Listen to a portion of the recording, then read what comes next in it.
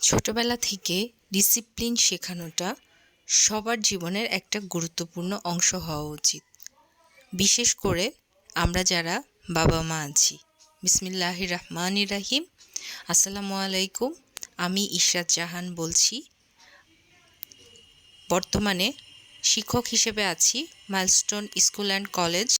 আমরা অনেকেই মনে করি যে আমাদের সন্তানদের স্কুলে দেওয়ার মাধ্যমে আমরা তাদের ডিসিপ্লিন শিখাতে পারি। কিন্তু আসলে কি কথাটা পুরোপুরি সঠিক?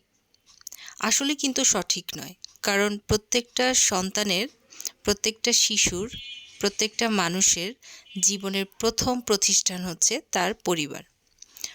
পরিবার থেকে আমরা সঠিকভাবে যদি শিক্ষাটা নিতে পারি, সেটা আমাদের ব্যক্তি জীবনে, প্রাতিষ্ঠানিক জীবনে, চাকরি ক্ষেত্রে, কর্মরত অবস্থায় সব ক্ষেত্রে কাজে লাগবে। সুতরাং আমরা আমাদের এই ডিসিপ্লিনটার দিকে অবশ্যই মনোযোগী হব। আমরা ছোটবেলা থেকে আমাদের সন্তানদের ডিসিপ্লিন শেখাবো, যেটার চর্চাটা আমরা স্কুল, কলেজ, ইউনিভার্সিটিতে গিয়ে উপভোগ করতে পারবো।